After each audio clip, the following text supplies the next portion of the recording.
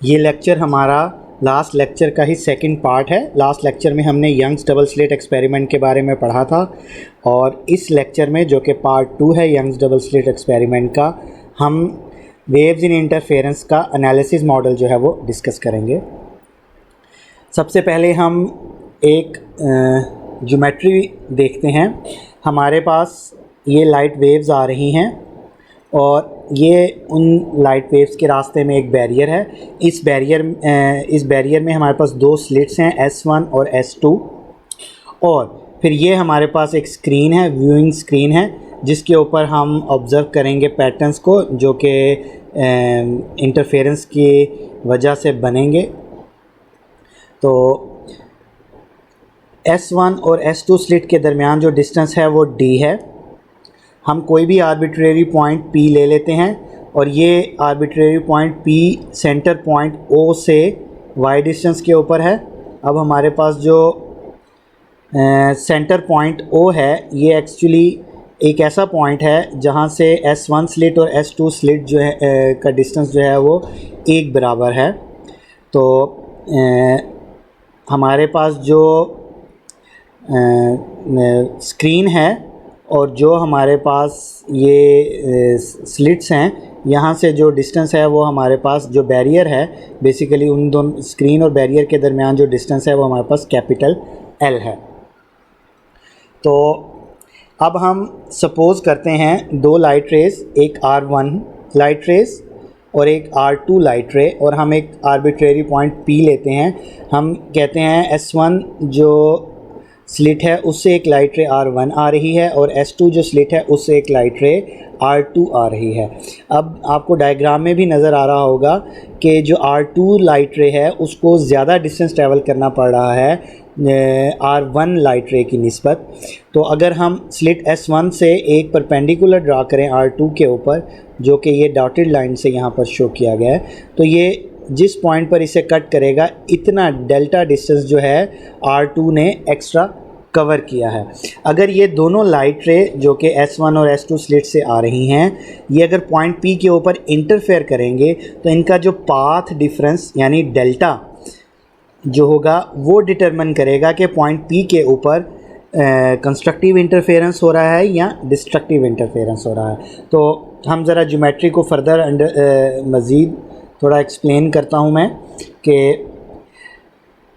अगर ये S1 और S2 के दरमियान डिस्टेंस D है तो ये हमारे पास एक तरह की राइट एंगल ट्रायंगल बन गई है, ये परपेंडिकुलर और ये डेल्टा डिस्टेंस। तो इसके अंदर ये मेरे पास एक बेस वेक्टर है और ये मेरे पास एक परपेंडिकुलर वेक्टर है, और इन दोनों का रिजल्टेंट वेक्टर जो है वो मेरे पास D डिस्टेंस के फॉर्म में आएगा। तो अगर इस वेक्टर के दरमियान और इस वेक्टर के दरमियान अगर डिस्टेंस जो है वो एंगल जो है वो थीटा आता है, जैसे ये हमारे पास एंगल थीटा है, तो अगर मैं इस D वेक्टर को रिज़ॉल्व करूं तो ये मेरे पास जो बेस का वेक्टर जो है वो कंपोनेंट अगर मैं उस बनाऊं D वेक्टर के, तो ये D cos थीटा बनेगा क्योंकि ये एंगल बना रहा है ये, और ये जो कंपोनेंट होगा ये D sin थीटा बनेगा क्योंकि ये उसका y कंपोनेंट है। D वेक्टर को अगर मैं रिज़ॉल्व करूं उसके दो कंपोनेंट्स में D डिस्प्लेस जो स्लिट्स के दरमियान सेपरेशन है। तो यानी यहाँ से हमें क्या पता चल रहा है, ये जो डेल्टा डिस्टेंस है, ठीक है, एक तो सिंपल ये डेल्टा डिस्टेंस जो है वो R2 माइनस R1 के इक्वल है। सेकेंडली ये जो डेल्टा डिस्टेंस है, अगर मैं ये ज्योमेट्री देखूं, ये ट्रायंगल देखूं, तो ये D sin थीटा के इक्वल है। तो यहाँ से मेरे पास जो पाथ डिफरेंस यानी डेल्टा है वो किसके इक्वल आ गया, delta is equal to D sin थीटा, यानी जो पाथ डिफरेंस है मैं कह सकता हूँ वो मेरे पास क्या है, D sin थीटा के इक्वल है। अब हम ये सपोज़ करते हैं कि जो D डिस्टेंस है वो very smaller than L distance, तो फिर ये दोनों R1 और R2 जो लाइट रेज हैं ये आलमोस्ट इस अप्रॉक्सीमेशन के तहत जो है वो एक दूसरे के पैरेलल हो जाएंगे।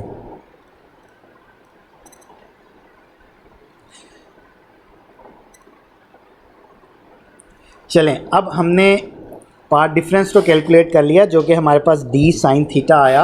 अब हमने कंडीशन देखनी है कि कंस्ट्रक्टिव इंटरफेरेंस के लिए क्या कंडीशन है। तो कंस्ट्रक्टिव इंटरफेरेंस के लिए कंडीशन ये है कि जो पाथ डिफरेंस होता है वो इंटीजर मल्टीपल ऑफ वेवलेंथ होता है, यानी इंटीजर m वेवलेंथ लैम्डा, यानी m लैम्डा के इक्वल होता है। तो ये किसकी कंडीशन है? कंस्ट्रक्टिव इंटरफेरेंस के लिए, ठीक है। तो हम फिर d साइन थीटा जो पाथ डिफरेंस है, हम उसे थीटा की जगह theta bright means constructive interference है, तो d साइन थीटा ब्राइट किसके इक्वल होगा? m lambda.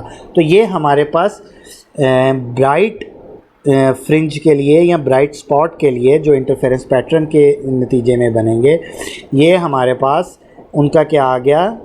एंगुलर पोजीशंस आ गई हैं, यानी इस एंगल के तहत जो है वो हमारे पास ब्राइट फ्रिंज या डार्क फ्रिंज आएगी।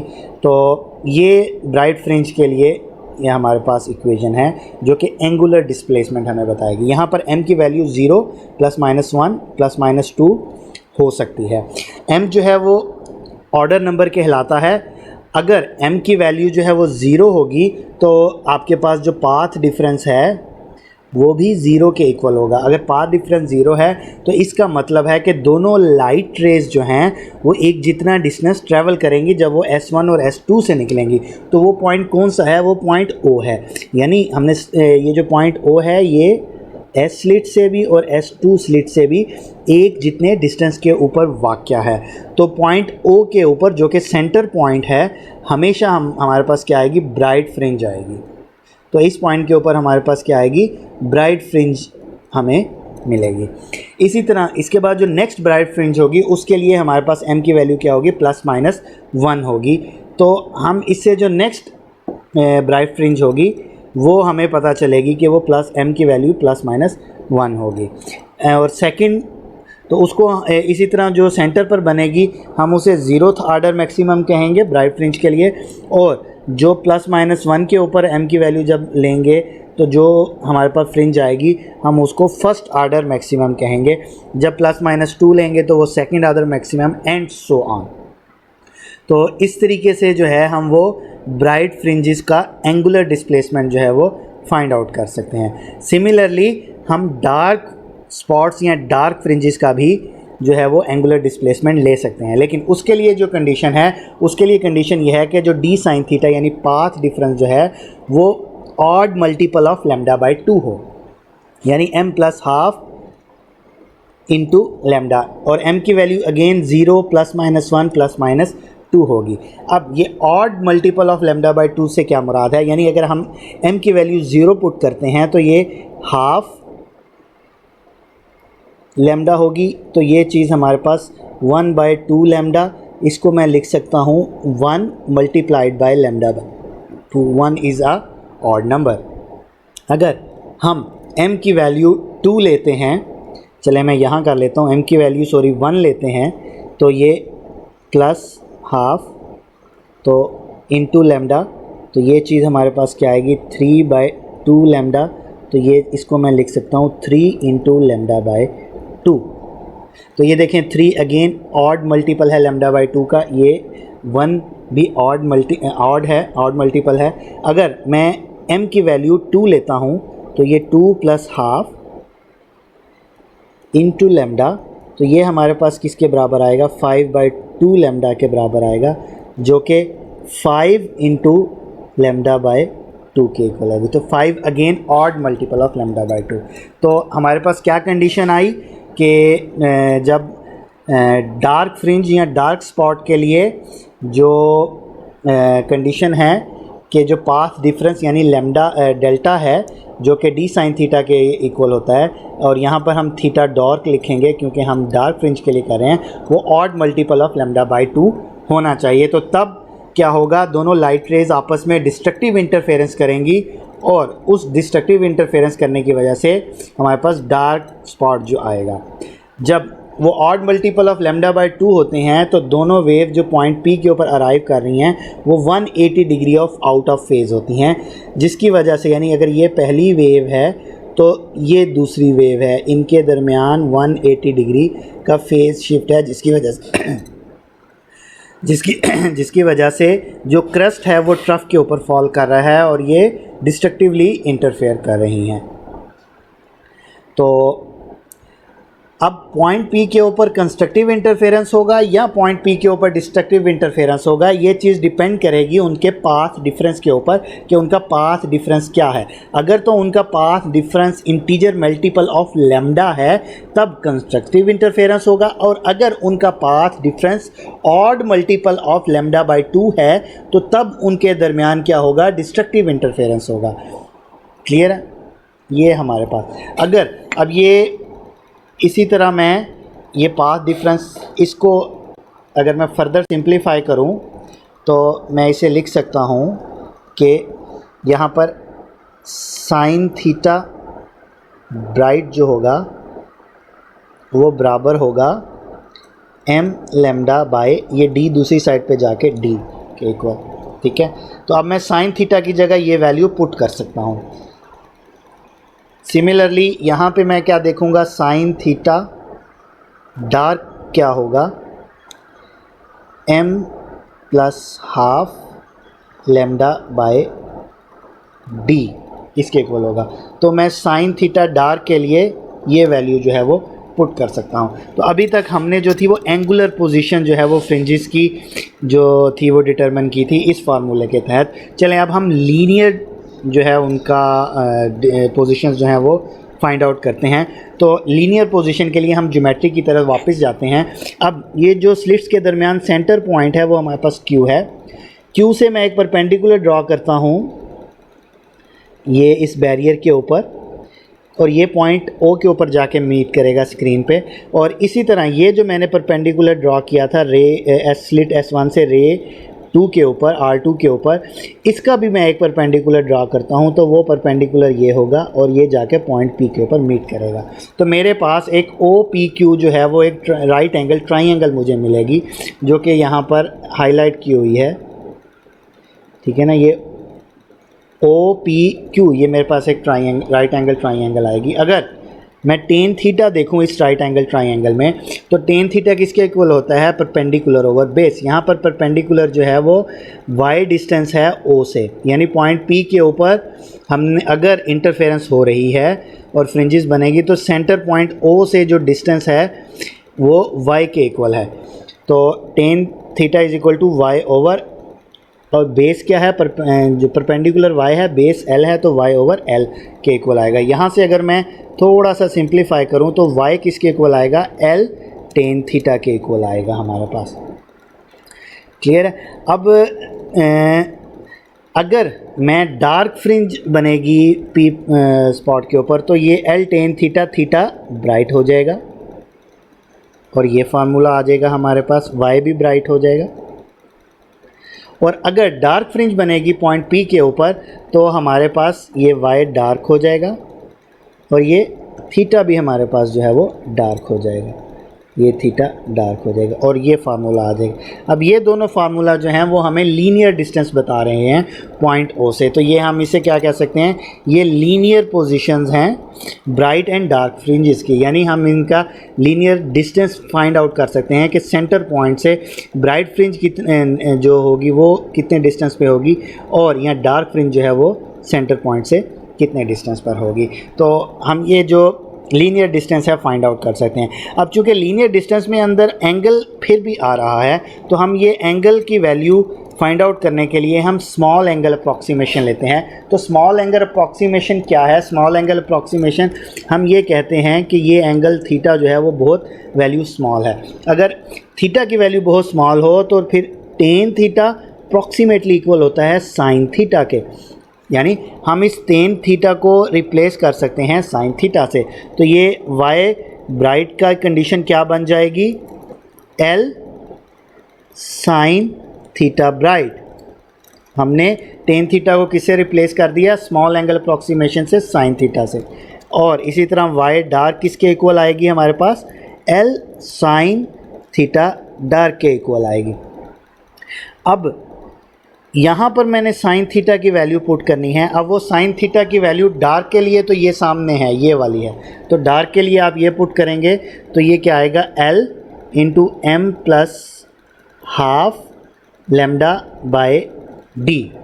और ब्राइट के लिए ये हमारे पास क्या आएगा, ब्राइट के लिए हम ज़रा पिछली स्लाइड पर जाते हैं। एम लेमडा बाय डी है साइन थीटा जो है वो ब्राइट के लिए, तो हम यहाँ पर क्या लिखेंगे, ये चीज़ बन जाएगी L into m lambda by D. तो ये हमारे पास जो है वो वाई ब्राइट इसके इक्वल आएगा। तो इसको हम स्मॉल एंगल अप्रॉक्सीमेशन जब करेंगे तो वाई ब्राइट किसके इक्वल आएगा, L m lambda by D के। और जब स्मॉल एंगल अप्रॉक्सीमेशन करेंगे हम डार्क के लिए तो वाई डार्क जो होगा वो L m plus half lambda by D आएगा। तो ये हमारे पास लीनियर पोजीशंस के लिए डार्क के लिए, और ये लीनियर पोजीशन के लिए फाइंड आउट करने के लिए ब्राइट फ्रिंज की हमारे पास दो फार्मूलाज आ गए। अब इसके अंदर इस फार्मूले को अगर हम देखें तो हम इस ज्योमेट्री की मदद से एल को भी आसानी से मेजर कर सकते हैं। अगर हम ये एक्सपेरिमेंट डिज़ाइन करते हैं और हमें इंटरफेरेंस पैटर्न मिलते हैं तो हम एल को बड़ी आसानी से मेजर कर लेंगे, हम वाई को भी बड़ी आसानी से मेजर कर लेंगे, क्योंकि सेंटर से हमने ब्राइट फ्रिंज या डार्क फ्रिंज का डिस्टेंस आराम से मेजर कर लेंगे। स्लिट जो होगी उसके दरमियान डी की वैल्यू भी हमें फाइंड आउट हो जाएगी। और एम तो है ऑर्डर, अगर सेंटर होगा तो हम इनको 0 ले लेंगे, अगर उस सेंटर के बाद पहली ब्राइट फ्रिंज होगी तो हम इनको वैल्यू 1 ले लेंगे। तो टॉप के लिए +1 लेंगे, बॉटम डाउन जाने के लिए हम -1 लेंगे। तो हम इसमें वैल्यू पुट करेंगे तो वेवलेंथ, अगर हमें जो लाइट हमें पता है वो मोनोक्रोमेटिक अगर लाइट हो, वो हमें वेवलेंथ की वैल्यू पुट करेंगे तो हमें वाई ब्राइट की वैल्यू आ जाएगी। अगर हम वाई ब्राइट कैलकुलेट कर लें तो हम वेवलेंथ की वैल्यू जो है वो कैलकुलेट कर सकते हैं। तो बेसिकली इस फार्मूले से क्या है, हम बड़ी आसानी से वेवलेंथ को कैलकुलेट कर सकते हैं। तो यंग्स डबल स्लिट एक्सपेरिमेंट जो है हमें एक मेथड बताता है जिससे हम लाइट की वेवलेंथ को मेजर कर सकते हैं, और ये टेक्निक जो है वो बहुत प्रिसाइजली जो है वो वेवलेंथ को फाइंड आउट करने में हेल्प करती है। यानी जो बहुत प्रिसाइज वैल्यू बताती है हमें वेवलेंथ की, जो लाइट यूज़ हो रही है और जिससे हमें इंटरफेरेंस पैटर्न मिलेंगे स्क्रीन के ऊपर। तो अब ये एक्सपेरिमेंट जो है चूँकि 1801 में हुआ था, ये एक्सपेरिमेंट सबसे पहले थॉमस यंग ने 1801 में किया था, जो कि तकरीबन 2 सदी और 19 साल पहले की बात है। तो उस ज़माने में लाइट की नेचर के बारे में कोई ऐसी यानी कि ठोस चीज़ें हमारे पास मौजूद नहीं थी।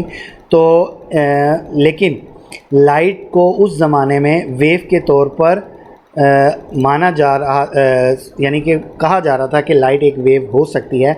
तो इस एक्सपेरिमेंट ने एक ठोस बुनियाद फ्राहम की थी 1801 में, और ये साबित किया था कि लाइट जो है वो वेव नेचर की हामिल है। तो लाइट की वेव नेचर को इस एक्सपेरिमेंट ने जो है वो एक तरह से साबित किया था, और वेव नेचर की जो क्रेडिबिलिटी है उसके लिए एक्सपेरिमेंट बहुत इम्पोर्टेंट है। तो ये तो था हमारा यंग्स डबल स्लिट एक्सपेरिमेंट। तो उम्मीद है कि आपको समझ आ चुकी होगी।